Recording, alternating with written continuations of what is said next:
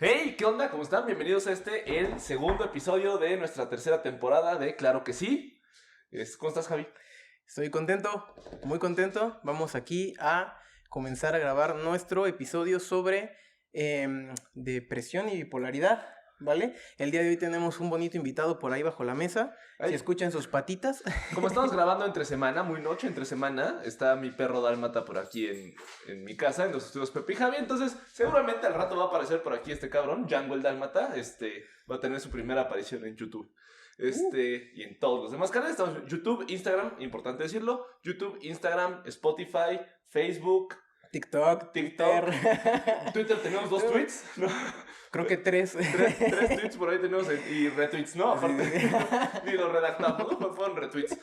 Pero ahí también tenemos el Twitter abandonado, ya lo iremos alimentando un poco más. Sí. Es la idea, poco a poco. ¿De qué vamos a hablar hoy, Javi?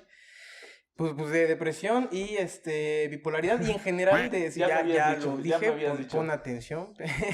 Pepe está maníaco y pues se distrae. Solo puedo pensar en mi perrito. Ah, sí, está muy bello, la verdad, su perrito. Pero vamos a estar hablando entonces de lo que llamamos trastornos, pues, afectivos, ¿no? En general. Sí, trastornos del estado de ánimo. Estado de ánimo. Mi perro va a seguir distrayéndonos aquí. Estamos grabando entre semana, estamos cansados, estamos desvelados. No pudimos grabar el domingo porque el domingo pasado grabamos con el doctor Ando Armando. Pero lo van a ver.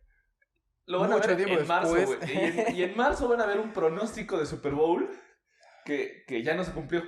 Sí, ya fue. Pero totalmente el suyo, el mío sigue vivo. Pero ya lo irán viendo. Era irreal que Steelers y Dallas. No lo spoilees, cabrón. No quería que se enteraran hasta marzo. Pero sí, tú dijiste, ¿no? Steelers y Dallas. Perdón. Yo dije Steelers y Dallas Sí, pues en mi mundo utópico y mágico. Los dos tragaron de aquel, ¿no? Peter. Perdón, pero viejo vulgar. ¿Arrancamos? Sí, de acuerdo. Corre la furcio.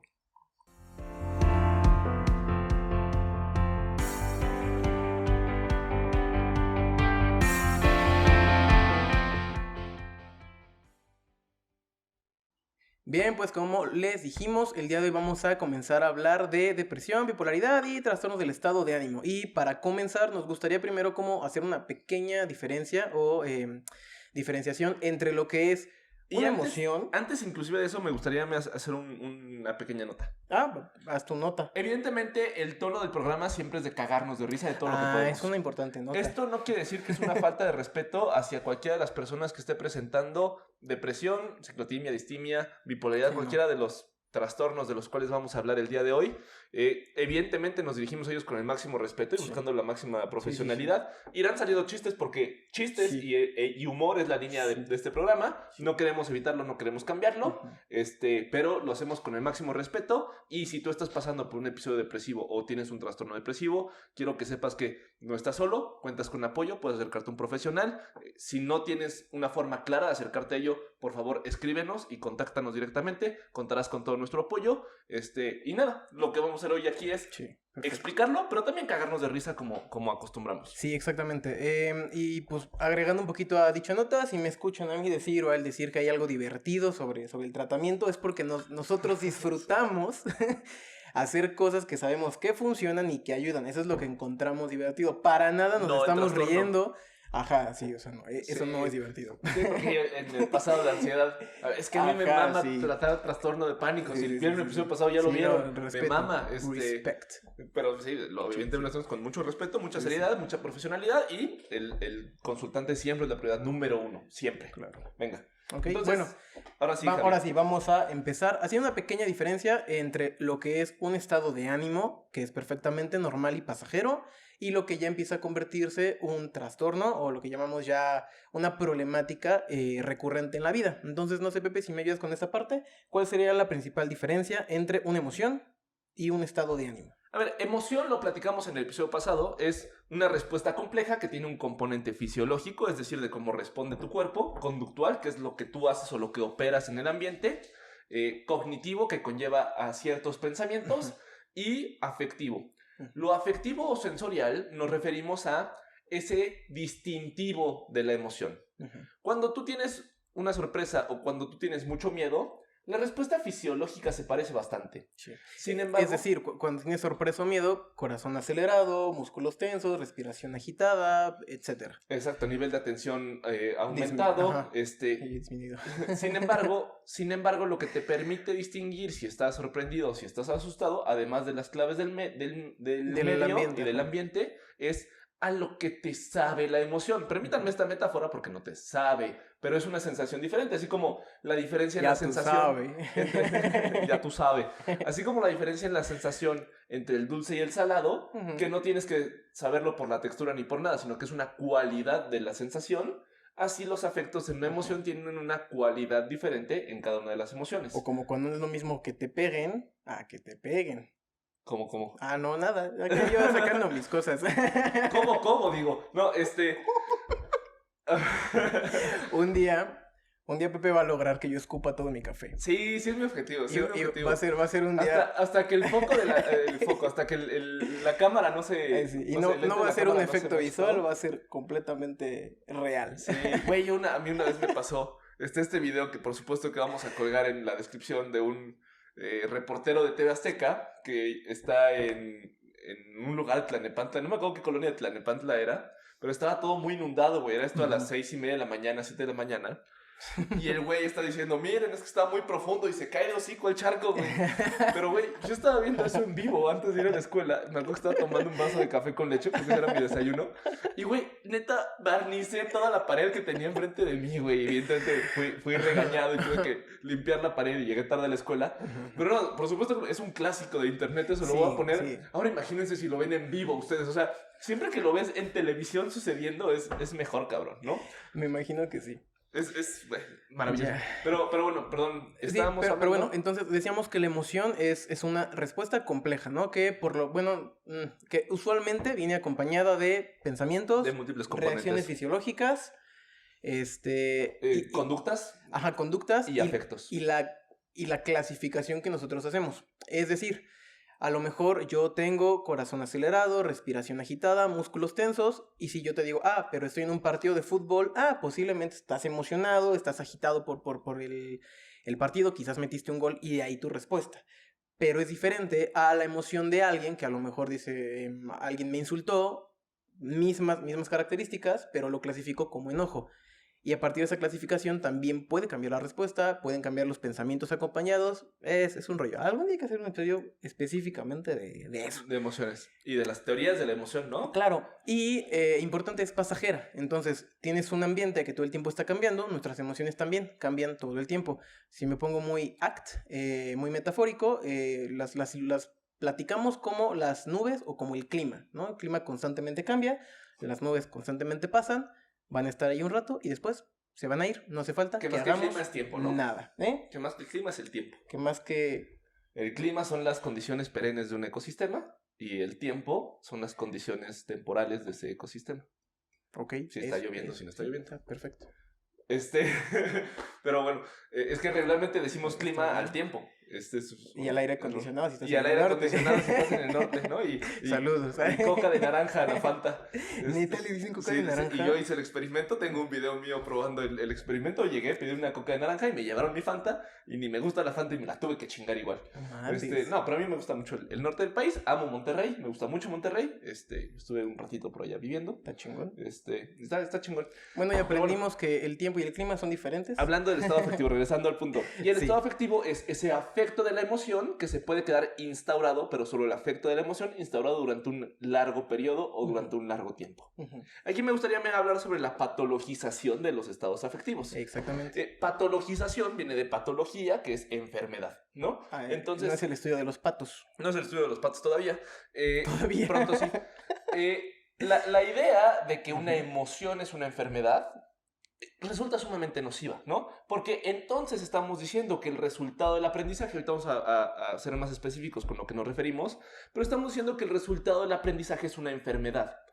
Por eso es que nosotros siempre nos andamos a tientas cuando hablamos de los trastornos, ¿no? Y ahorita vamos a hablar de lo llamado trastorno depresivo, pero queremos entender en un espectro mucho más amplio cuando hablamos de la depresión a qué nos referimos. Claro que vamos a evitar y creo que lo dejamos un poquito en el aire en el episodio de ansiedad, que nos íbamos a cagar un poco en la etiqueta de enfermedad mental o trastorno mental, porque tenemos muchas cosas en Sí, nos contra cagamos en lo mental, pero no en la enfermedad. de ese nombre, sí. Sí, entonces no nos gusta patologizar. Evidentemente hay enfermedades que presentan disfunciones, ¿no? Ujú. Disfunciones de procesamiento, Sí. disfunciones de segregación, etcétera. Pero el hablar particularmente de la ansiedad y la depresión, que muchas veces son resultado, o tenemos información para pensar que muchas veces son resultado de una historia de aprendizaje, es patologizar el resultado de un aprendizaje que funcionó. Ujú.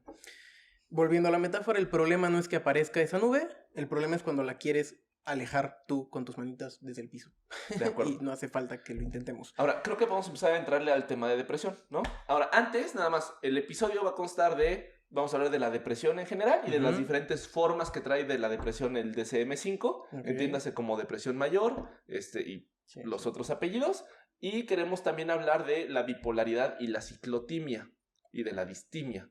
¿Qué son esas? Ahorita vamos a hablar más a detalle de cada uno. Importante, antes estos estaban... Nos cagamos en las etiquetas, ahí les van las etiquetas. Sí, pero ahí les van a... No, lo que pasa es que para criticar algo lo tienes que conocer. Claro, es importante, igual como que sepan cómo se ven, cómo se tratan en el entorno médico, cómo viene como la teoría detrás, pero sí que sepan que no nos queremos tampoco perder demasiado en eso, queremos meterle más a todos los factores contextuales, o sea, del ambiente que alteran el funcionamiento de un individuo. Esa es la parte que nos interesa que se lleven. Hoy te dejo continuar. Creo que fue Picasso, ¿no? El que dijo... Mira, Ham, soy Picasso. No, ese fue el porquito de Toy Story. Que eran parientes. Pero Picasso, no, ¿era quién? No era el porquito de Toy Story, ¿o sí? El que decía eso, no, era... No, es el señor cara de papa. El señor cara de papa, ¿no? Que, puta, el señor cara de papa trae un concepto de ontología importante. Y Ham le dice, no entiendo. Güey, pero... Cerdo inculto. El señor cara de papa, ya me volví a pinches desviar, pero el señor cara de papa, cabrón, nos permite hacernos la pregunta de dónde está su papés de cara. Es decir, es un ente que aun cuando pierde todos los... Creo que es en Toy Story 2, que pierde todas las partes de su cara. Ajá, sí, y se las pega un pepino. Exactamente, y se las pega un pepino. Y luego una tortilla. Y funciona. Pero él sigue siendo la papa. papa. Funciona como el señor cara de papa, aunque no hay una papa ahí. Eso significa probablemente que lo que hace al señor cara de papa no es el conjunto de papa ni el elemento de papa, sino el conjunto de todos los elementos de su cara. Un poco de ontología ahí, para pegarle. Pero bueno, más allá del pinche señor cara de papa. Creo que estás hipomaníaco. Ahorita entienden ese chiste. Así funciono yo entre semana. Los domingos regularmente estoy más relajadito. Pero bueno, quitando de en medio al pinche señor cara de papa, estábamos hablando de las características... que era Picasso, güey. Creo que fue Picasso el que dijo, ¿no? Para ignorar todas las técnicas tienes que dominar todas las técnicas. Creo que sí fue él.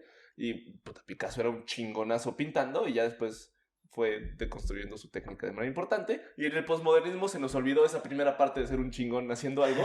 Y ya nada más ponías unos lentes en el suelo y ahí está mi obra de arte. Sí. Pero bueno, entonces, las etiquetas diagnósticas que vamos a estar... Perdón por los saltos. Ay, perdón, Yoko Ono, perdón, Duchamp. Yoko Ono, no mames. Sí, no, ese video me voy a volver a desviar y vamos a volver a colgar otro video aquí. Vamos a poner las etiquetas por si quieren saltar todos nuestros detours del día de hoy, que se nos salten. Ahí van a estar los capítulos, bueno, no, ¿cómo se llaman? Las secciones, ¿no? Las secciones y las etiquetas en YouTube y en Facebook. Ese pinche video cuando está Chuck Berry tocando con John Lennon, ¿no? Dos de las leyendas más grandes del rock. Y de la nada, Yoko Ono, güey, decide empezar... Y, güey, la cara de Chuck Berry... ¿Qué putas madres está pasando aquí? ¿No? Y que le apaguen el micrófono, pero ella sigue haciendo ruido y se escucha en segundo plano. Sí, pero bueno, regresando al tema, vamos a hablar de depresión, de bipolaridad, de ciclotimia y de distimia. Ahorita vamos a ir explicando qué es cada uno y vamos a empezar primero por depresión. Depresión. Yay. Ok. ¿Qué onda con la depresión, Javi? ¿Qué onda con la depresión? ¿Qué onda? A ver, ¿por dónde empezar? Creo que lo primero que noto, que pienso cuando escucho la palabra depresión es justamente en ya me corregirás tú que sabes mucho del clima y del tiempo, pero esta cosa geológica que, no tengo idea, cabrón, no tengo idea. Que es como la bajada de la tierra, ¿no? Es una depresión geográfica, creo que es el nombre correcto, que es como bajo hacia abajo, o sea, va hacia abajo. Cuando hablamos del ser humano, pues no es que esté chaparrito, estamos hablando de que sus comportamientos están disminuidos, sus pensamientos están disminuidos, es decir, tienen como que poca frecuencia. Ahorita hablamos de otra característica, pero son como que pocos, están se mueve poco el organismo, en general, pues eso es que hablamos de alguien deprimido, de un organismo deprimido, hablamos que no está reaccionando, o Es pareciera como si- que no está reaccionando. Es como si de todo lo que tú hicieras le bajaran el volumen a la intensidad. Y todo lo que a ti Mira, te está pasara bien le bonito bajaran eso. el volumen a la intensidad. Qué bien explica este ¿No? muchacho. Entonces, si tú antes hacías 82,000 cosas en un día, entonces tienes una hipoactividad. Hipo siempre significa menos o por debajo de. Entonces hay una... 82,000 es hipo. No, o ¿A sea, qué tú querías hacías, llegar? tú hacías 82,000 y Ah, entonces ok, y ahora cuando te da hago- depresión presentas una hipoactividad. Y haces Y muchas entonces menos. haces muchas menos cosas. Te da... Hay otra característica que es la anedonia. Exactamente. Anedonia es sin, edonia o Ujú. edos es placer. Sí. Entonces, las cosas que hacen te generan menos placer o te dejan de generar placer y por lo tanto tienes menos interés en ellas. Claro, y no es solo la frecuencia, o también es la intensidad. A lo mejor si a ti, oye, no sé, te gustaba cantar, a lo mejor lo sigues haciendo, pero ya no te emocionas, ya es como... ya Así va es. bajando la intensidad, va bajando la frecuencia. Hay incidencia importante en la forma en la que se alimenta la gente. Es normal que la gente pierda Ujú. peso cuando Sí. está en una depresión o que suba de peso porque come más o porque Sí. come menos. Sí. Este, Que justo, como lo decíamos, tiene mucho que ver con tu aprendizaje, cómo se va a manifestar la depresión en tu vida, pero quizás sea útil y didáctico enfocarnos en los síntomas que marcan las guías diagnósticas. Dejamos de hacer cosas, por ahí depende el CIE y el DSM, aquí varían un poquito, pero hay pensamientos de suicidio o en torno al suicidio, hay pensamientos de que las cosas no van a mejorar, de que están muy mal, de que tú eres un fracasado o una pensamientos de fracasada. suicidio e inclusive pensamientos en general sobre la muerte. Ajá, No, y no exactamente. solamente como sobre la muerte como concepto, sino en el qué pasaría si yo me muriera. Ujú. No necesariamente tienes que llegar a una idea de me voy a matar, Ujú. pero ese ensayo de cuál sería la consecuencia si yo me muriera puede Ujú. ser un indicio de que Sí. estás imaginando un mundo sin ti porque tu presencia en este mundo está pareciéndote incómoda. Ujú. Sí, digo que no me acuerdo cuál de los dos, pero hay uno que sí pide que haya ideación suicida como tal. Pero sí, es cierto, en general son pensamientos alrededor del tema de la muerte, cambios en la alimentación, usualmente comer, bueno, no, es que puede ser las dos, o empezar a comer más de lo que comías antes o empezar a comer menos. Y quizás ahorita lo mencionamos un poquito más a fondo, pero es que muchas veces viene la depresión acompañada de ansiedad o viceversa. O sea, Así es. es muy raro que solamente haya depresión, suelen venir cosas juntas. Entonces, pues no es extraño que para quitarnos la ansiedad que nos provoca el no estar en contacto con las cosas que nos gustaban, pues comamos mucho y eso luego nos hace sentir peor y empeora la depresión y se vuelve un ciclo vicioso, pues feo. Y una pérdida de sentido sobre lo que estás haciendo. Ujú. Es decir, esas rutinas que antes disfrutabas, ahora simplemente no le ves el sentido de repetirla y por lo tanto te empiezas a dejar de adherir a ellas. Ujú. Ahora, muchas de las cosas que Perdón, hemos- también alteraciones en el sueño, también importantes. O Empezar dormir mucho, a dormir mucho o o poco. ya no poder dormir, ya no poder conciliar el sueño. ¿Qué más? Desgaste en las relaciones sociales, precisamente por esta hipoactividad. Pierdes contacto con... Sí, o sea, una conducta que podría ser llamarle a tus amigos, salir con tus amigos, estar con tu familia, disminuye y ya no les llamas, ya no estás con ellos. Según el DSM, en adolescentes y en niños, en lugar de tristeza puede presentarse a modo de enojo o de rabietas. Ujú. Pero bueno, Irritabilidad. perdón. Irritabilidad. ¿no? Irritabilidad. O sea, que como estímulos que para nosotros son pequeños, una persona depresiva o un adolescente que está en situación de les cambia depresión. completamente el ánimo. Exactamente. Ahora, muchas de las cosas que acabamos de describir probablemente te estén pasando a ti, ¿no? No te autodiagnostiques, esto es importante. Lo más fácil del mundo es autodiagnosticarte y si tú en este momento levantaras el DSM-5, entrarías en muchas categorías de trastorno. No te autodiagnostiques, solo si le estás realmente pasando mal, consulta a un profesional y Claro. de nuevo, el canal de comunicación está completamente abierto. Que también por eso hablamos un poquito de la emoción y el estado de ánimo. Importante, no patologizar las emociones. Puedes sentir todo esto y puede ser algo temporal. Quizás, digo, así no hay madera, pero pues la tocaría. Quizás, ándale, aquí, la patita. Esa pinche superstición no la entiendo, güey. Ni yo. Pero bueno, dale. Le decía a mi hermano que yo creo que a lo mejor era un tema de marineros, no sé, así como de que, no sé, tocar el barco o algo así, y era ¿Sí? de madera, no sé, eso es mi hipótesis, si alguien sabe, pues platíquenos, ¿no? El origen del toco madera. Pero así se hacen los chismes. Así se hacen los Así chismes. se hacen los chismes. Dale, perdón. Ok. ¿De qué estaba hablando? De que son emociones, ¿no? Sí, no patologizarlas. Ajá.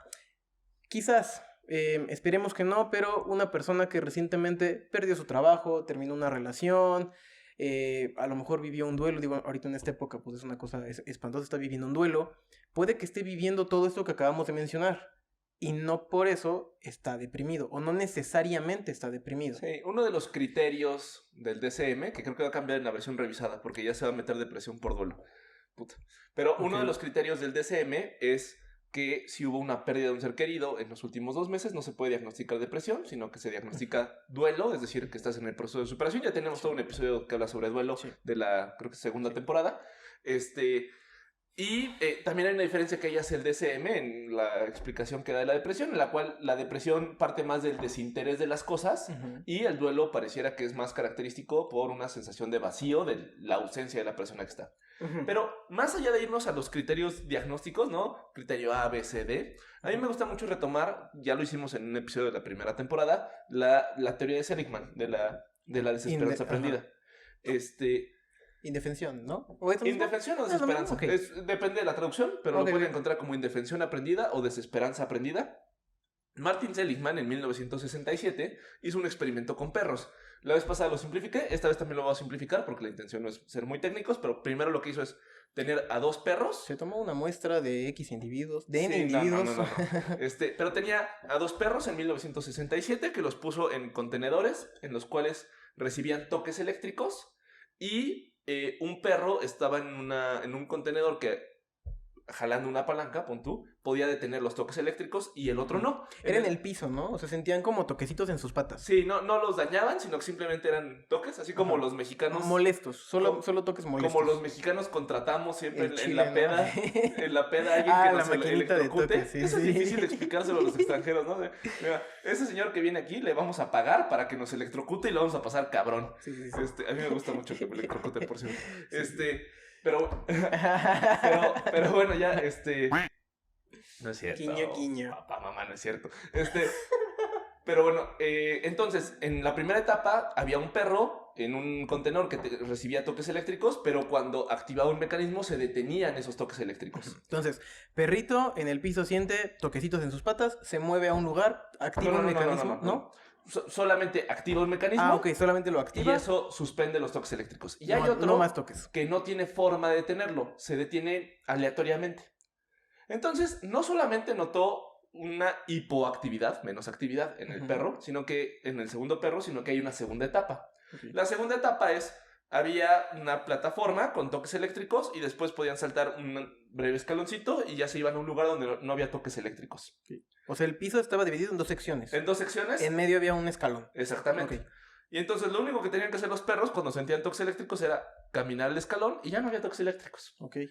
El perro que estuvo en facultad de detenerlos en la primera ronda de experimento, perfectamente pasaba y daba el salto y se iba donde no había toques eléctricos. El otro no. Entonces, lo que nos permitió aprender esto es que nosotros vamos desarrollando este aprendizaje de que cuando nuestras respuestas no cuadran con los resultados que obtenemos en un entorno, generalizamos ese aprendizaje y dejamos de intentar presentar ciertas operantes, aun cuando el entorno podría ser cambiado o podríamos nosotros escapar del entorno. En términos coloquiales, ¿ya para qué lo intento si voy a fracasar? Exactamente. Aprendí que yo no puedo cambiar lo que quería cambiar, entonces, ¿para qué lo intento? Sí. Como a los 12 años no me salían las matemáticas, pues ya de grande ya les digo que soy pésimo para las matemáticas y nunca vuelvo a intentar aprenderlas. Digo un ejemplo muy absurdo, pero es un poco la idea. ¿Para qué sigo viviendo si con el empleo que tengo, por más que me esfuerce, no puedo aspirar o no puedo llegar al nivel de vida que tengo? ¿Para qué sigo esforzándome si tengo tantas deudas económicas que no hay forma de que yo haga algo para cambiar realmente el resultado que quiero cambiar? El único que me interesa cambiar no tengo forma de cambiarlo, de afectarlo. Ese es un experimento que, desde mi perspectiva, es uno de los que mejor nos explican lo que pasa en la depresión. Y la depresión como un aprendizaje exitoso. Aprendí a que en el entorno mis operantes no funcionan como quiero que funcionen, entonces las dejo de ejecutar. Tengo menos interés por ellas, las ejecuto menos, hipoactividad, y me relaciono menos en el entorno. Es que me quedé pensando, y esto tiene una función adaptativa. O sea, es una forma de adaptarte. ¿Adaptarte a qué? A no sufrir más, a parar de sufrir. A parar de sufrir y a enfocar tu energía a un lugar o a un momento en donde sí podrías generar cambio. Es decir, si hay una manzana muy alta en un árbol, yo puedo quedarme 82 días intentando alcanzar la manzana o puedo tener una emoción que me permita renunciar a esa manzana. Ese fracaso de la manzana, esa renuncia a la manzana es lo que me permite buscar manzanas que sí estén a mi alcance. Bien. Y el problema no es renunciar a la manzana, el problema es cuando esa renuncia toca todas las áreas de tu vida.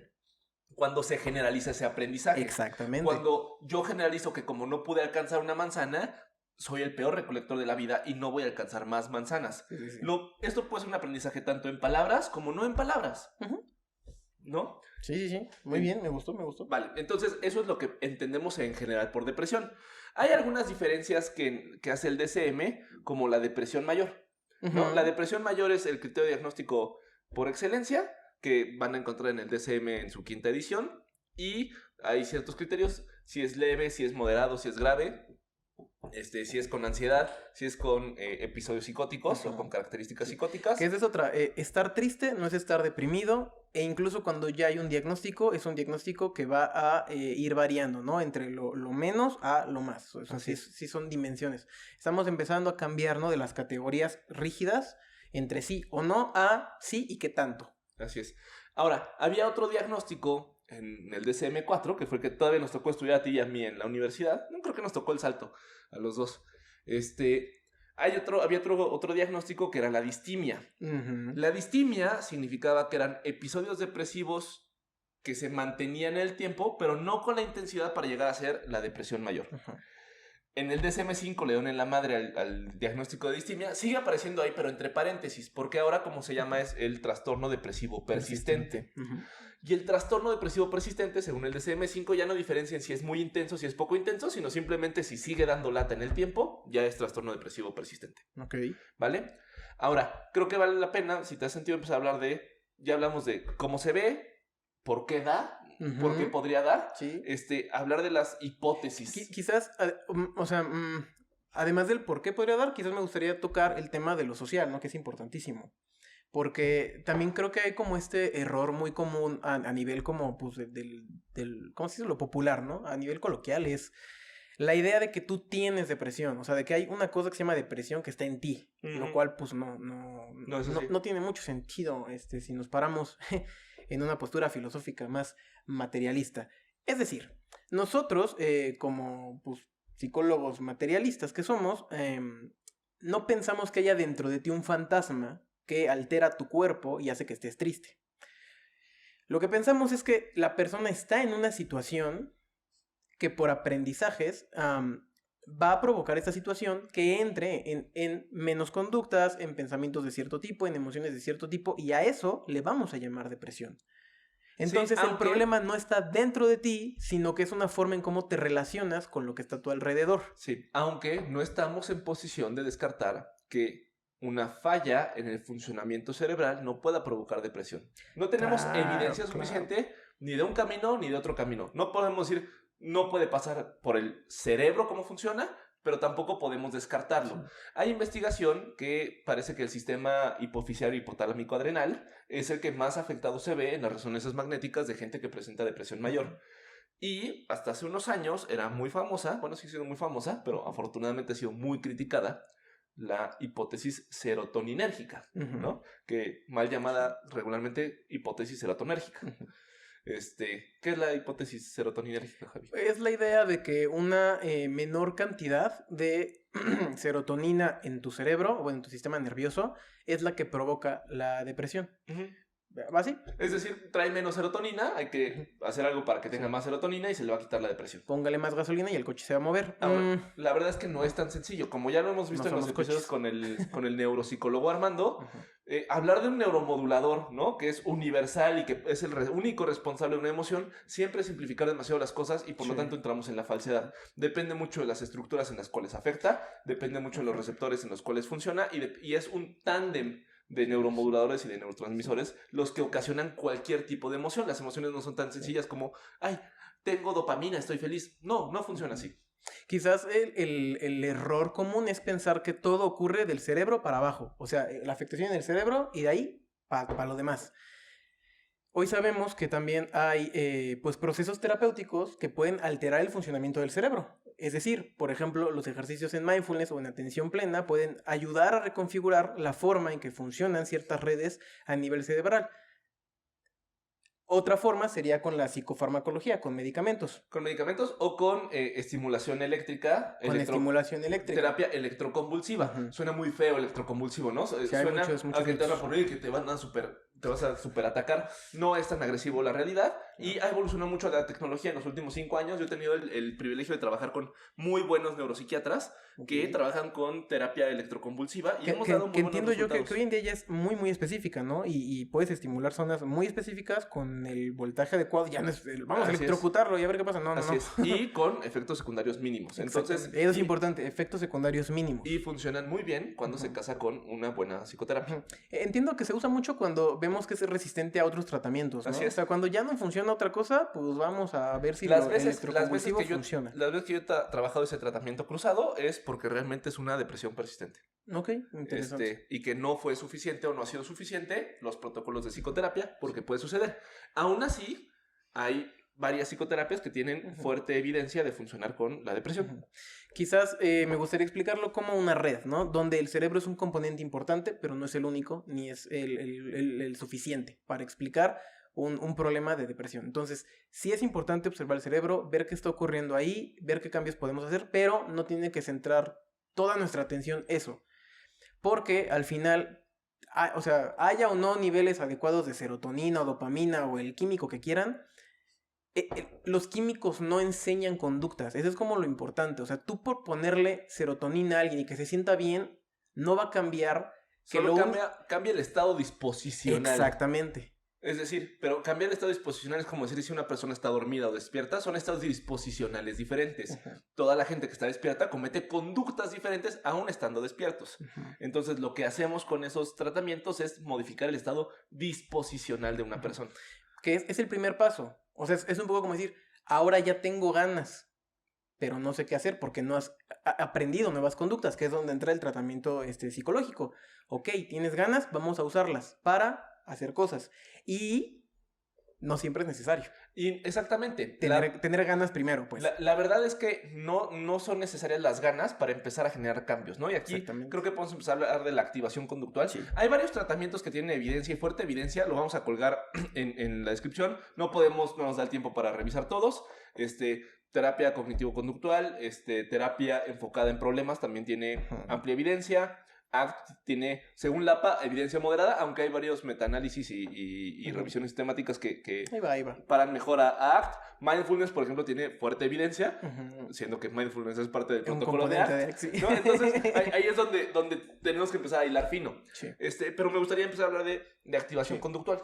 Que es lo que yo les mencionaba. De hecho, el primer principio de la activación conductual es: para cambiar lo que sientes, hay que cambiar lo que haces. A mí me gusta un chingo usar el ejemplo de, no sé, recordarle a mis consultantes cuando eran niños, ¿no? Y tenían 6 años, 7 años. Ajá.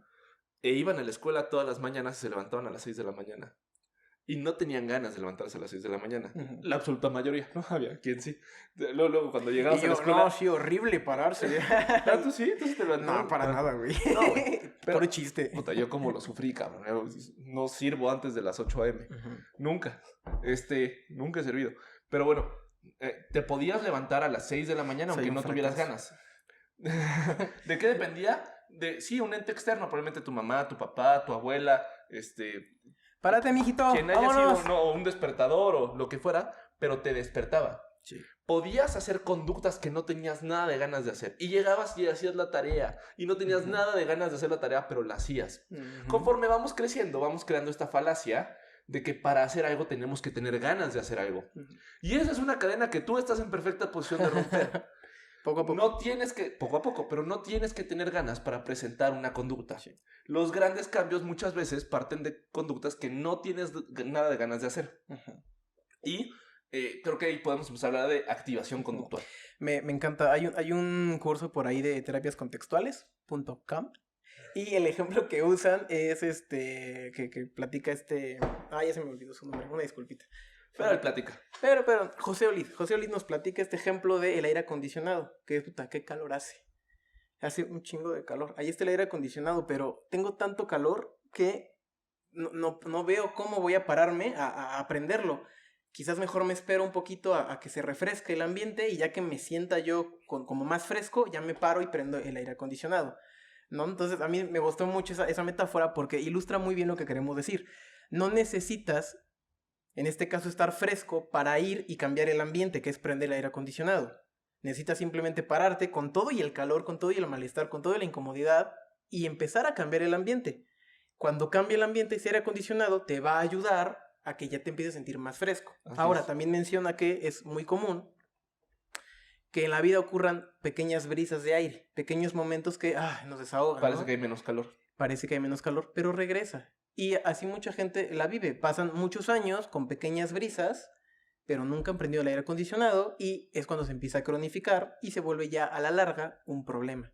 Sí. Porque entre más tiempo pasa que tú no te paras a prender el aire acondicionado y llega una brisa, más aprendes que si no me paro, eventualmente voy a estar bien. Y el tratamiento para la depresión en general, de todo lo que acabamos de hablar de depresión, varían los protocolos, pero los más cortos se van a 8 semanas, es decir, 2 meses, los más largos se van a 16 semanas, 4 meses. Pensemos que no tiene que durar mucho más que esto. Por ejemplo, el de activación conductual es justamente esto. Hay 10 principios de activación conductual que los vamos a colgar, eso sí, directos en el texto de la descripción y vamos a vincularlos a un par de protocolos de activación conductual, pero eso en general. Las tareas complejas, desmenuzarlas en tareas más sencillas, no irnos solamente por la resultadocracia del resultado de la tarea, sino simplemente por cumplir o intentar la tarea, eso ya es un resultado positivo. Sí. Otro principio importante es que el terapeuta tiene que trabajar como un entrenador, es decir, como un ente externo que retroalimenta en cada uno de los No vamos intentos. A decir coach. Quiero decir eso, sí, porque el protocolo dice coach, y cuando lean va a decir... compórtate como un coach. No nos referimos a ustedes, pinches coach de vida. Ustedes váyanse a la chingada. Nos referimos a un entrenador Eres deportivo. Pobre porque quieres. Sí, no. Tienes que comportarte como un coach y burlarte de un mesero, ¿no? Tienes que comportarte como un coach y ser Diego Dreyfus y decirle a todo el mundo que está en su condición solo pensar cosas chingonas. Ese coach, no. Sí, ¿no? Nos vamos a la acepción como más antigua de coach, que es como un entrenador, a lo mejor más como tipo del americano, más tipo del fútbol. Cuando lean coach, si leen el protocolo, piensen en un entrenador deportivo que da una tarea, evalúa la tarea y va moldeando y va generando las instrucciones que permiten que esa tarea se ejecute mejor. Exactamente. A eso se refiere el protocolo con ese coach, no a un coach de vida. Exactamente. Y digamos que esos son los parte de los 10 principios. Otro muy importante. ¿Planificar tareas? Planificar tareas, que las tareas tengan de preferencia una hora de inicio o una condición que las detonen. Eso es importantísimo. Un trigger ahí en el ambiente que digas, cuando aparezca esto, ya sea una hora, ya sea una alarma, ya sea una situación, en ese momento vas y empiezas a hacer tu tarea. Ahora, no es hacer tareas por hacer tareas a lo pendejo, ¿no? Sí, yo te puedo decir, vamos a hacer activación conductual, ponte a trapear tu puta casa. No, a ver, lo importante es que sean tareas o acciones que uno conecten con los valores, ya hemos hablado mucho de los valores, pero de aquello que transforma y que tiene sentido en tu vida, en eso tienen que ir orientadas las tareas. Y 2, tienen que ser de preferencia tareas que ayuden a construir un cambio a largo plazo, que te ayuden a pararte a prender el aire acondicionado. Que son 2 preguntas de ACT que a mí me encantan y que, bueno, es una forma de esclarecer valores. 2 preguntas que mucha gente les cuesta trabajo responder. Porque pues caemos justamente en estar haciendo constantemente cosas que no hacemos por nosotros, lo hacemos por factores externos que pues no nos dan nada. Y estas 2 preguntas son, ¿quién es importante para ti? ¿Y qué es lo importante para ti en tu vida? A partir de esas 2 preguntas podemos empezar a encontrar, o es una de las formas en las que podemos empezar a encontrar qué es lo valioso en tu vida, cuáles son tus valores, hacia dónde quieres ir. Ya que tienes hacia dónde quieres ir, te vamos a ayudar en activación conductual a generar un plan para llegar y lo vamos a dividir en pasos. De hecho, se parece mucho esta parte a lo que mencionamos en el especial navideño, que es la metodología SMART. Sí. Vamos a poner metas específicas, alcanzables, relevantes para ti, divididas en los pasos más pequeños que podamos. A lo mejor para ti es importante levantarte temprano a leer. Padrísimo, vamos a descomponer toda esa conducta. De entrada, que te despiertes. Ya si te despertaste, padrísimo. No te levantaste de la cama, no pasa nada. Reforzamos que te levantaste Bueno, que abriste los ojos. Siguiente paso, a lo mejor quitarte las cobijas y reforzamos eso. Siguiente paso, salir de la cama y reforzamos eso. Suena estúpido, pero puede que para tu día 3 de terapia el objetivo es... Javi suena estúpido. No, no es cierto. No. O sea, puede sonar estúpido, pero probablemente para tu sesión 2 de terapia el objetivo es no bañarte, sino simplemente pararte afuera de la regadera. Claro. ¿No? Así de descompuestas tienen que llegar a estar las conductas en el análisis funcional. Que es otra característica importante, o bueno, un factor importante de por qué caemos en la situación depresiva. Exigirnos demasiado. A veces es la trampa, exigirnos tanto que nos abrumamos cada que no lo logramos. La expectativa era irreal. Entonces, cualquier paso hacia adelante es positivo y es algo que tenemos que reforzar, aunque no sea el más grande paso. Aunque no construyas Microsoft el día de mañana, si simplemente lograste pararte, llegar afuera de la regadera y abrir la llave, eso probablemente ya es un gran paso para ti. Y está bien y hay que ser respetuosos con ellos. Y tienes que trabajar con tu terapeuta para hacer esta planificación de hitos alcanzables. Yo aquí quiero hacer un pequeño paréntesis. No dejamos tareas de haz ejercicio así nomás, porque sí, porque no para toda la gente es importante realizar ejercicio. Sin embargo, a pesar de que no es importante para todos, la investigación lo que sí nos dice es que hacer ejercicio en general ayuda y bastante. Entonces quizás sería una de esas cositas que conforme vamos avanzando valdría la pena incorporarlas, ¿no? Probablemente sí, pero también hay que entender cada caso, porque cada caso necesita conductas importantes para generar cambio a largo plazo diferentes. Entonces, no diría yo que es la panacea, no es siempre pégale 30 minutos a la bici y se te va a ir la depresión porque generas endorfinas. No es tan sencillo. Hay que enfocarlo a esas conductas que generan cambio. Ahora, ¿cómo se diagnostica? A la fecha no hay ninguna prueba clínica que genere un diagnóstico fehaciente de depresión, sino lo que podemos hacer es generar una línea base. No un diagnóstico, el diagnóstico tiene que venir por la entrevista clínica y por lo que nosotros vemos o por la información que recibimos de terceros en su interpretación, no viene particularmente por un instrumento que apliquemos.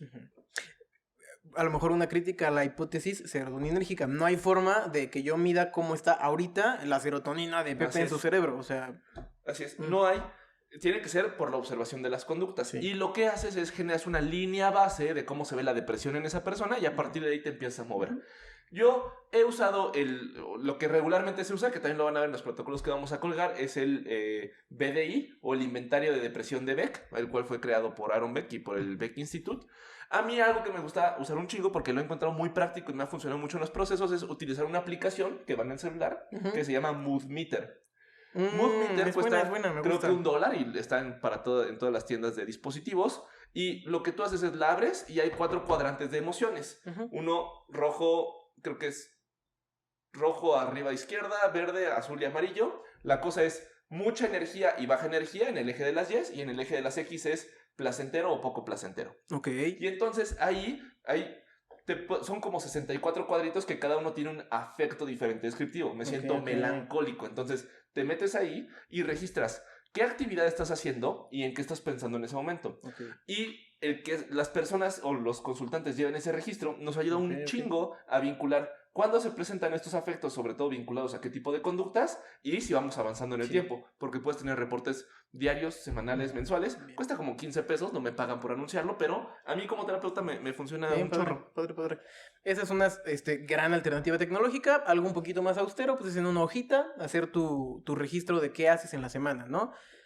Lunes, martes, miércoles a domingo y de 8 a.m. a 8 p.m. y empezar a registrar, ¿no? ¿Qué hice el día de hoy y cómo me sentí? ¿Qué hice el día de hoy y cómo me sentí? Y vas a ir viendo ahí el nivel de activación que tienes y tu estado anímico en relación con ese nivel, que al final es lo mismo, hay muchas formas de llegar a eso. Los autorregistros nos ayudan porque nos dan información para trabajar en terapia, te permiten a ti como consultante entender mejor en qué partes de la rutina cuesta más trabajo, se ve más cuesta arriba la onda, y nos permite ir comparando si realmente vamos avanzando o no. Recuerden que toda terapia tiene que estar basada en objetivos y después de esas 12 o 16 semanas tiene que ser muy importante y visible el cambio. Si no, no está sirviendo la terapia. Lo hemos dicho muchas veces y lo seguiremos repitiendo. Entonces, creo que de depresión es eso, ¿no, Javi? ¿Hay algo más que quieras decir de depresión? Pues factores de riesgo importantes a nivel como social más macro que no controlamos nosotros, pero que están ahí y creo que es importante mencionarlos. Crecer en un entorno de violencia, con familia que grite, familia que insulte, familia que humille, en general violencia en tu país, es decir, países donde hay muchos homicidios, violencia, secuestros, que ya dije violencia. En Estados Unidos hay una prevalencia del 7% de depresión. Ok. Digo, el dato curioso. Estarías pensando que... No, pero es importante, es casi 1 de cada 10. Sí, No es menor. Se llama mucho la pandemia silenciosa, pero no es silenciosa. Y también posicionarlo. En México, en 2020, se suicidaron 7,800 personas. Son 7,800 personas que ya no están con nosotros, sí, que no están aquí. No quiero nunca satanizar el suicidio. Creo que esa es una discusión aparte y más amplia. Pero muchas veces una persona... Muy larga. Una persona toma la decisión de suicidarse cuando no está en su mejor momento y cuando no está en su mejor capacidad de razonar. Es decir, pasando por un episodio depresivo importante. Si te sientes mal, pide ayuda. El suicidio es algo importante y probablemente podemos hacer algo para que cambie el curso. Quizás igual valdría la pena por aquí poner líneas de contactos si tienes como una crisis y que te puedan como dar ayuda. Sí, hay una canción, quiero aprovechar el episodio para decirlo. ¿La de Residente o qué? No, hay una canción de Disturbed. Disturbed es una banda de metal que me encanta, que se llama Reason to Fight.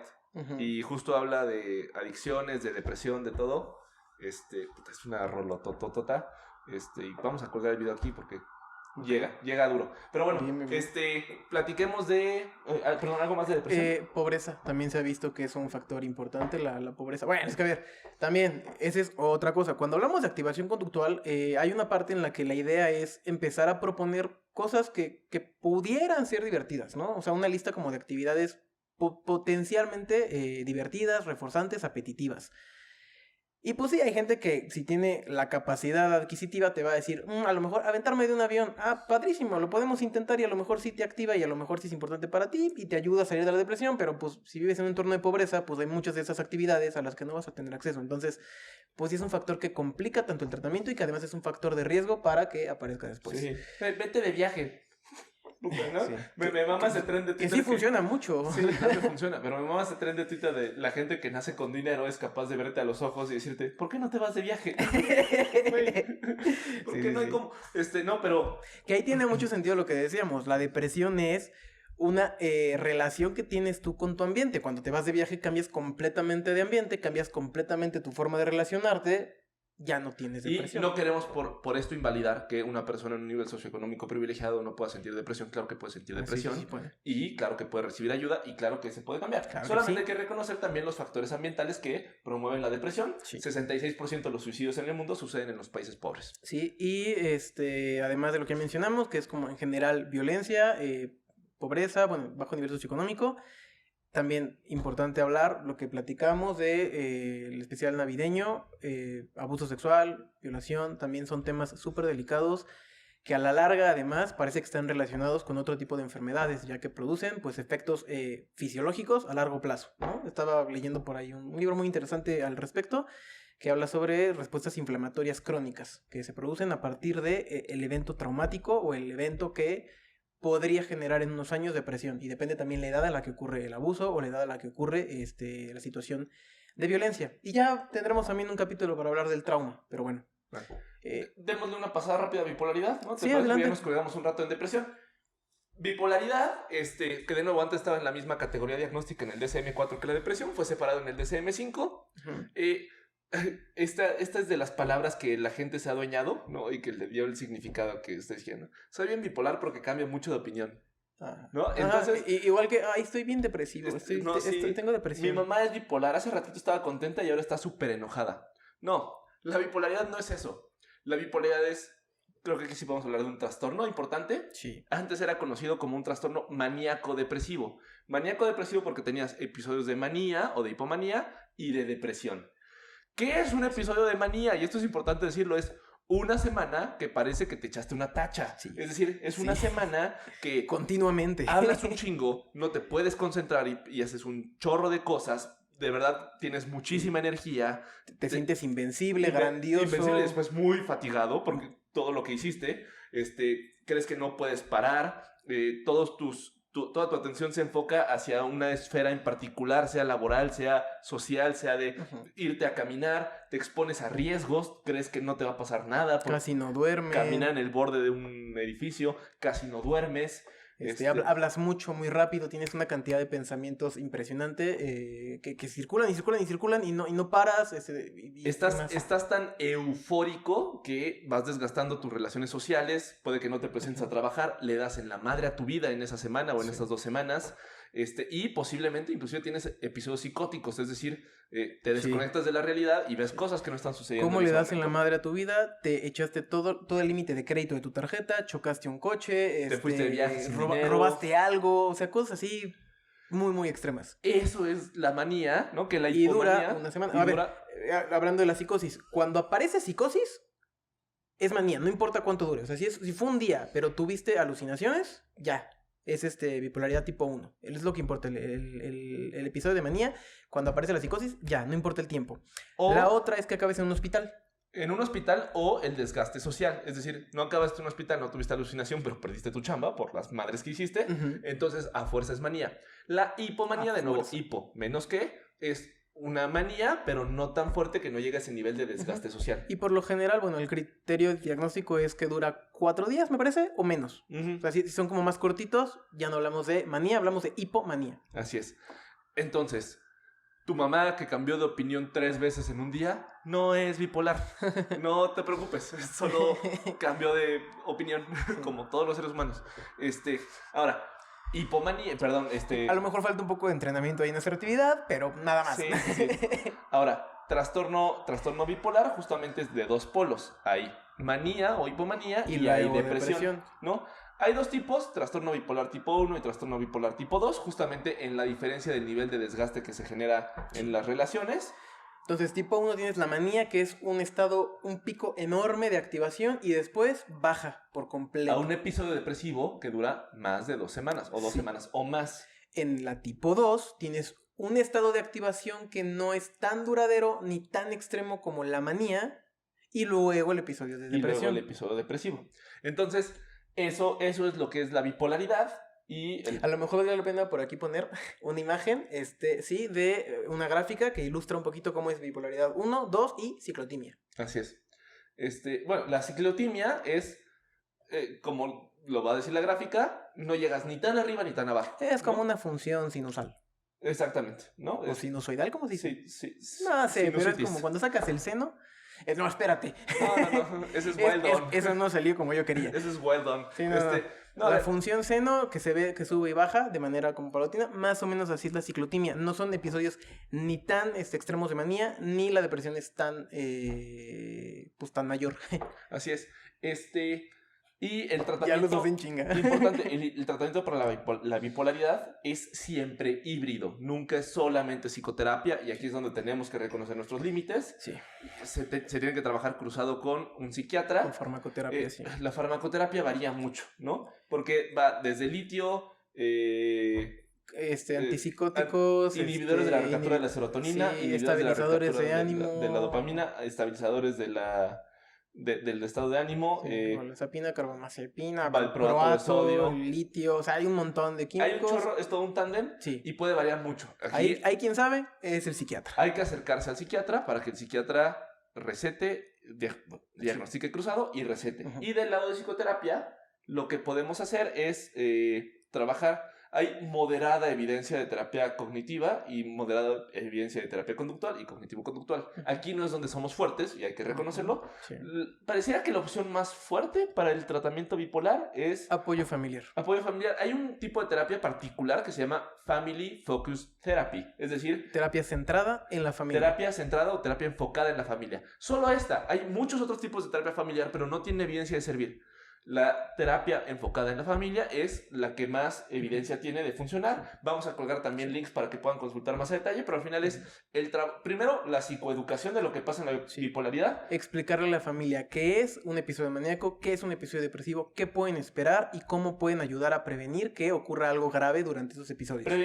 Prevenir y gestionar, porque es una red de apoyo en la cual la persona que tiene bipolaridad durante ciertos momentos de su vida no va a estar en condiciones de decidir, no va a estar en condiciones de hacer ejercicios de respiración, relajación y de debate consigo mismo. Necesita una red de apoyo que ayuden en la contención. Sí.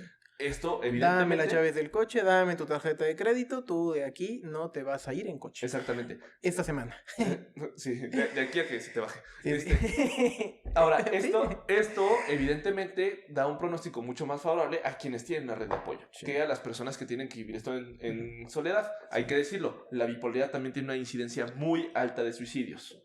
Y un factor genético importante. Y un factor genético hereditario importante. Exactamente. Se aumenta el 10%, se aumenta en 10 veces el riesgo de presentar bipolaridad si una persona de tu núcleo familiar cercano presentó bipolaridad. Y bueno, creo que eso es de bipolaridad. ¿Algo más que quisieras agregar? No, creo que eso es todo. Lo que podemos trabajar con el consultante como tal es a lo mejor justo entrenamiento en habilidades, control de impulsos, discriminación de estímulos, pues, la de siempre, ¿no? Pero lo importante es eso, activar las redes a su alrededor que lo apoyen, porque para él va a ser sumamente complicado tomar decisiones y a lo mejor practicar lo que ha estado aprendiendo en terapia. Así es. Pero bueno, creo que por aquí lo podemos dejar, ¿no? Nos colgamos un chorro de depresión, no tanto de bipolaridad, pues que ya habíamos explicado la mitad con la depresión. Ajá. Porque es la mitad de la bipolaridad. Sí. Pues nada, creo que es eso. Seguiremos con los siguientes episodios. Y nada, agradecer. Mucha gente nos escribió del episodio anterior. Les gustó mucho. Sonamos como influencers que quieren vender una crema cada que hacen eso, ¿no? Mucha gente me preguntó que qué crema me pongo para desmaquillarme. No.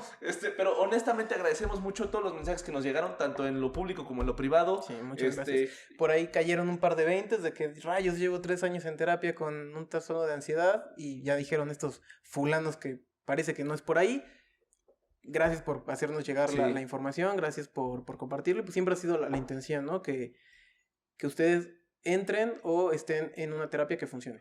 Y pueden estar seguros que cada mensaje que nos mandan, cada comentario que escriben, lo leemos. Nos ayuda mucho si se suscriben al canal de YouTube, si le ponen inclusive la campanita de de repente se me olvida contestar, pero ahí estamos. Yo contesto, no se preocupen. Sí. O Pepe, que también va a aparecer aquí. Pepe. El Pepe que no soy yo. El Pepe que no eres tú. Y nada, muchas gracias por el contacto y consideren un canal abierto de comunicación. Pues muchísimas gracias y hasta la próxima.